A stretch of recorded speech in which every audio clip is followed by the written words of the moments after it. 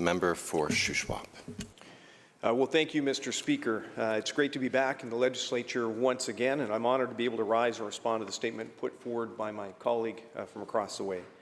I'm glad to see the topic of workers in the new economy as one of the focal points of our first private members' discussion of this fall session. While the changes of COVID are still very much with us, the need for us to prepare our province's economic recovery is urgent. The healing of our province must happen not only in our hospitals, our long-term care facilities, and gathering places. It needs to happen in our places of work, in our small businesses and our households, so that British Columbians are confident they can put their skills to work to provide for their families. While the initiatives to build a skilled workforce to meet BC's future labour needs are a welcome start, there are concerning warning signs that the current conditions in our province are inhibiting both our workforce participation and our overall economic recovery. Job numbers released by Statistics Canada in September showed that full-time jobs continued to lag behind pre-pandemic levels, with 12,600 fewer jobs than in February of 2020, and 17,400 fewer private sector jobs. Additionally, recovery remains slow in the tourism industry, as the sector is still down nearly 22,000 jobs compared to pre-pandemic levels. Just think about that, Mr. Speaker. That's 22,000 families that are no longer participating in the workforce. Additionally, recovery remains slow in the tourism industry as the sector is still down to 22,000 jobs, and the hidden unemployment rate remains high at 9.6%. That's 1 out of every 10 workers in the province, showing that more and more British Columbians are giving up looking for work or face fewer hours and shifts.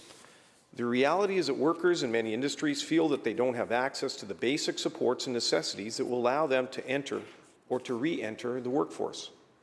During the recent Union of BC Municipalities convention, our caucus hosted a number of roundtables where we discussed how to build a strong post-pandemic economy, and we heard loud and clear from British Columbians that there needs to be a focus on housing, childcare, and access to education and skills training to get British Columbians back into the workforce and lay the foundation for a strong economic recovery. British Columbians have yet to see promised supports like the $400 renter's rebate or universal $10 a day daycare, and our province is struggling to provide affordable housing to accommodate BC's families and communities. These challenges are not only impacting our labour force, but our small and medium-sized businesses that will form the backbone of our recovery. You only have to walk down the streets of Victoria to see the number of help wanted signs, and businesses are indicating that they are finding it increasingly difficult to find employees. Many of our small businesses, most notably in our tourism and hospitality sector, are facing a concerning labour shortage. On top of this, businesses are struggling to access basic recovery grants intended to support their recovery. Less than half of the money allocated for the small and medium-sized business recovery grant and circuit breaker grant is actually made it into the hands of businesses. Just think about that for a moment. Only half of the funds that were allocated and identified to help struggling small businesses have actually gone out the door. And less than 3% of the money that was allocated for the PST rebate on machinery and equipment has made it out to businesses. Facing the growing burden of additional taxes, businesses are finding it harder than ever to recruit workers, recover their losses incurred during the pandemic, and remain competitive against other Canadian and international businesses. I thank the member for bringing this issue forward today because we cannot afford to drag our feet any longer. We need to see real action today. It is not enough for us to rely on the job numbers artificially inflated by growth in the public sector.